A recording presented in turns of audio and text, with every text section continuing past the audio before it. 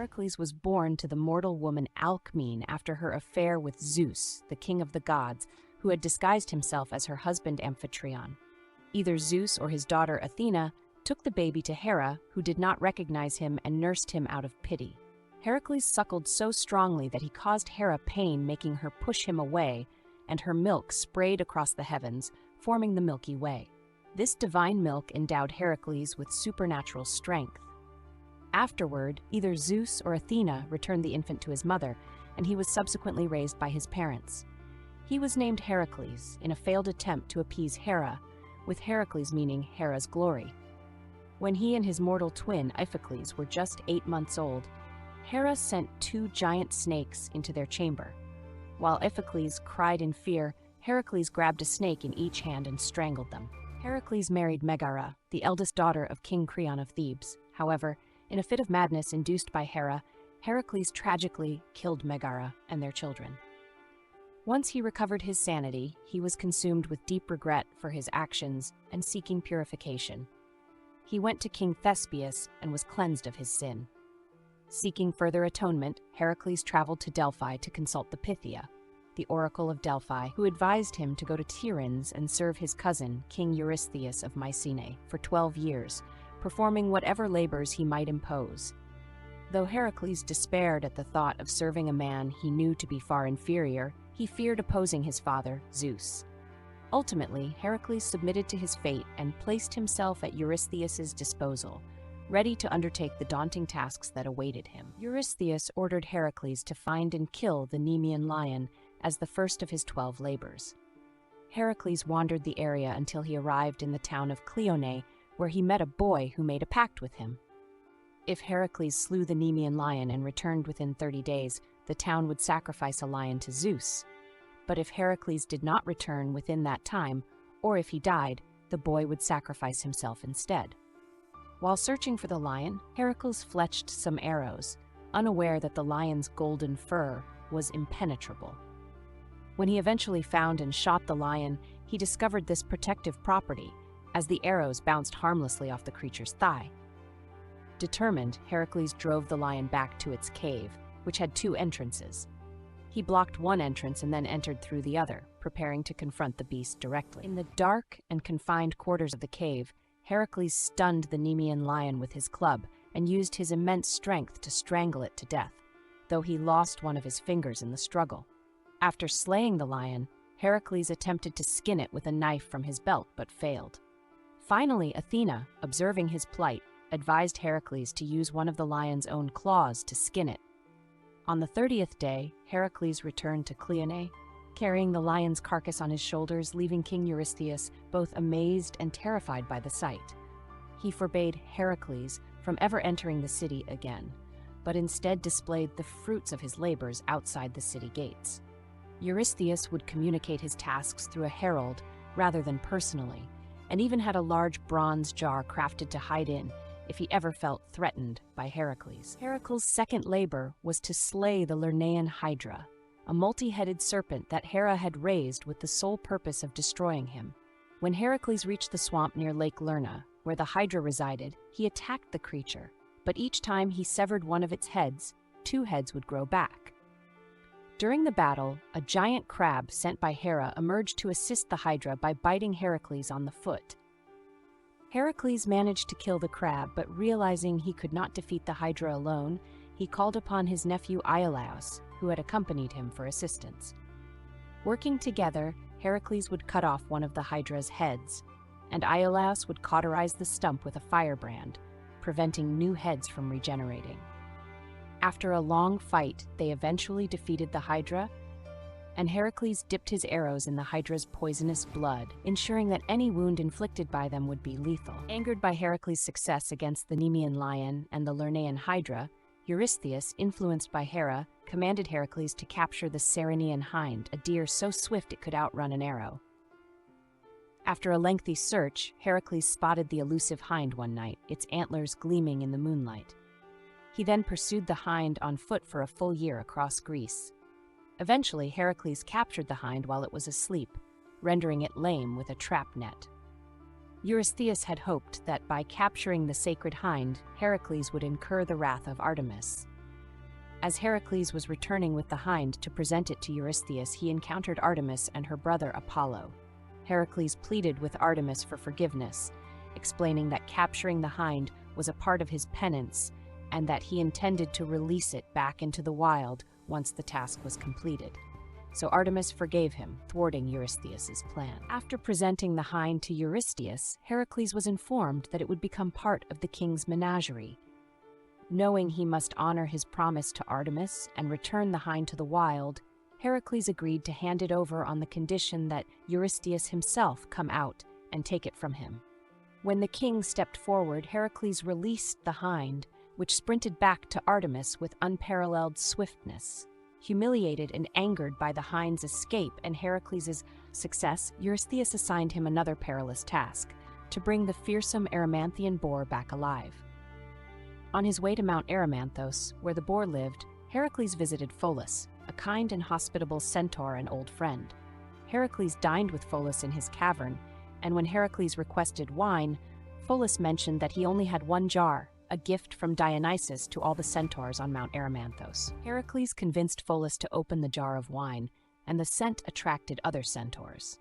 Not knowing that wine should be diluted with water, the centaurs drank it undiluted, became intoxicated, and attacked Heracles, who in self-defense used his poisonous arrows, killing many centaurs.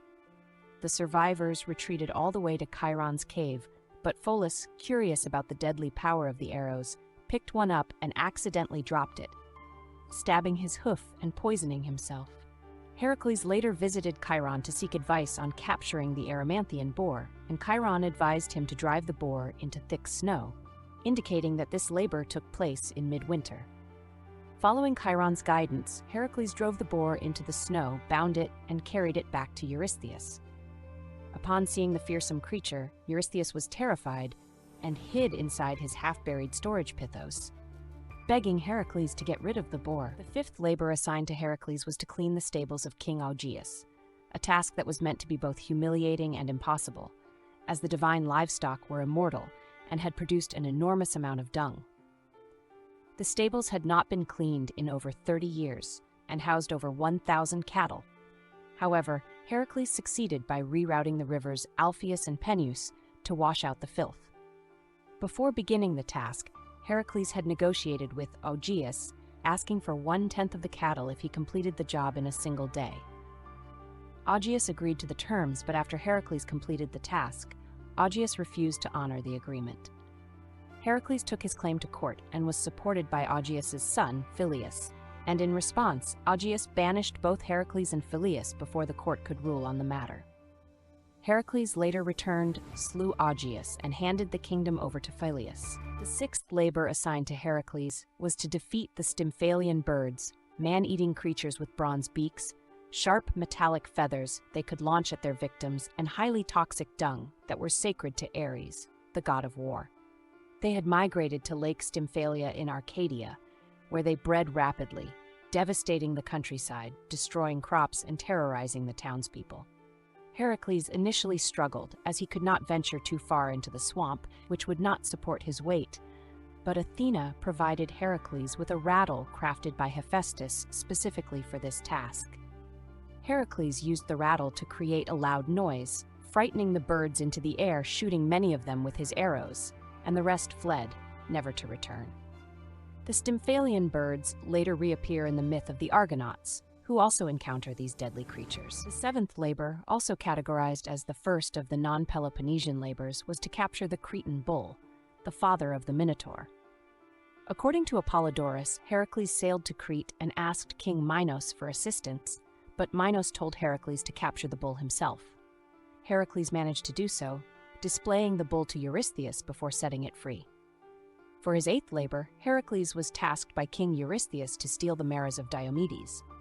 These mares were notorious for their madness, attributed to their diet of human flesh, often that of unsuspecting guests or strangers to the island.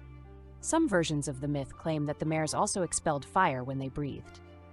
The mares of Diomedes, a terror of Thrace, were kept tethered by iron chains to a bronze manger in the now-vanished city of Tyrrhida, and were named Podargos, the swift, Lampon, the shining, Xanthos, the yellow, and Dinos the Terrible. Heracles brought several volunteers to help him capture the giant horses.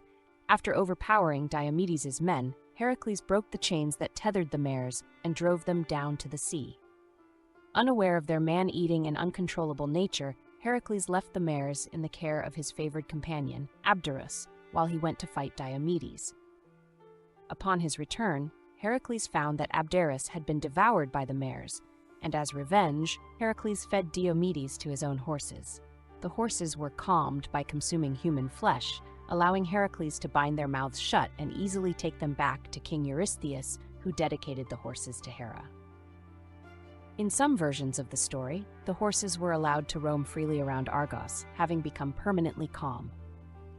In other versions, Eurystheus ordered the horses taken to Olympus to be sacrificed to Zeus. However, Zeus refused them and sent wolves, lions, and bears to kill them. As his ninth labor, Heracles traveled to the land of the Amazons to retrieve the belt of Hippolyta, the queen of the Amazons.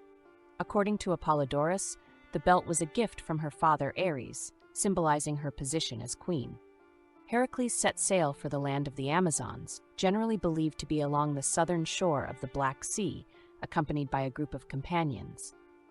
Initially, everything went smoothly. Hippolyta, impressed by Heracles and his deeds, agreed to give him the belt willingly.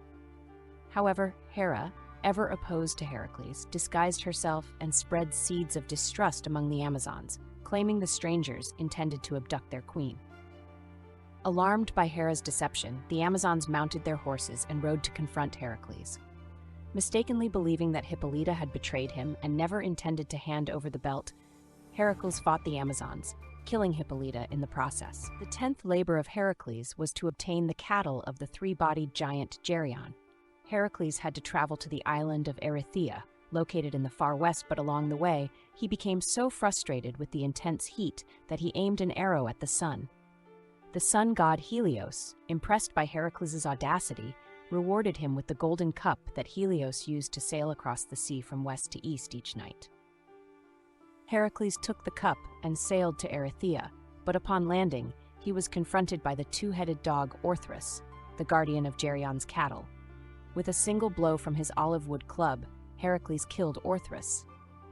The commotion alerted Geryon, who immediately sprang into action, armed with 3 shields, 3 spears, and wearing 3 helmets, and confronted Heracles at the river Anthemus. But despite Geryon's formidable appearance and defenses, Heracles was able to slay him with a single poisoned arrow. To annoy Heracles, Hera sent a gadfly to bite the cattle, causing them to scatter, making Heracles spend nearly a year retrieving them. Hera then sent a flood to raise the level of a river, making it impossible for Heracles to cross with the cattle, but in response, Heracles piled stones into the river to make the water shallower, allowing him to lead the cattle across. When he finally reached Eurystheus' court, the cattle were sacrificed to Hera. After Heracles completed the first 10 labors, Eurystheus assigned him 2 additional tasks, claiming that the slaying of the Hydra did not count because Iolaus had helped Heracles, and neither did the cleaning of the Augean stables because Heracles had been paid for the job or because the rivers did the work. The first additional labor was to steal 3 of the golden apples from the garden of the Hesperides. Heracles first caught the Old Man of the Sea, the shape-shifting sea god, to learn where the garden of the Hesperides was located. Herodotus claims that Heracles stopped in Egypt, where King Busiris decided to make him the yearly sacrifice, but Heracles burst out of his chains and killed Busiris and his followers. Heracles finally made his way to the garden of the Hesperides, where he encountered Atlas, holding up the heavens on his shoulders, and persuaded him to get the 3 golden apples for him by offering to hold up the heavens in his place for a little while. Atlas could get the apples because, in this version, he was the father of the Hesperides. When Atlas returned, he decided that he did not want to take the heavens back, and instead offered to deliver the apples himself. But Heracles tricked him by agreeing to remain in place of Atlas on the condition that Atlas relieve him temporarily while Heracles adjusted his cloak. Eurystheus was furious that Heracles had accomplished something that Eurystheus thought could not possibly be done, so for his 12th and final labor, he tasked him to capture Cerberus, the multi-headed dog that was the guardian of the gates of the underworld. To prepare for his descent into the underworld, Heracles went to Eleusis to be initiated in the Eleusinian mysteries. He entered the underworld with Hermes and Athena as his guides. While in the underworld, Heracles met Theseus and Pirithous. The two companions had been imprisoned by Hades for attempting to kidnap his wife Persephone. One tradition tells of snakes coiling around their legs, then turning into stone, and another that Hades feigned hospitality and prepared a feast inviting them to sit. They unknowingly sat in chairs of forgetfulness and were permanently ensnared. When Heracles had pulled Theseus first from his chair, some of his thigh stuck to it. But the earth shook at the attempt to liberate Pirithous, whose desire to have the goddess for himself was so insulting that he was doomed to stay behind. Heracles found Hades and asked permission to bring Cerberus to the surface, which Hades agreed to if Heracles could subdue the beast without using weapons. Heracles overpowered Cerberus with his bare hands and slung the beast over his back. He carried Cerberus out of the underworld through a cavern entrance in the Peloponnese and brought it to Eurystheus, who again fled into his Pythos. Eurystheus begged Heracles to return Cerberus to the underworld, offering in return to release him from any further labors, so Cerberus disappeared back to his master. With the completion of this final labor, Heracles fulfilled his penance and achieved his promised immortality.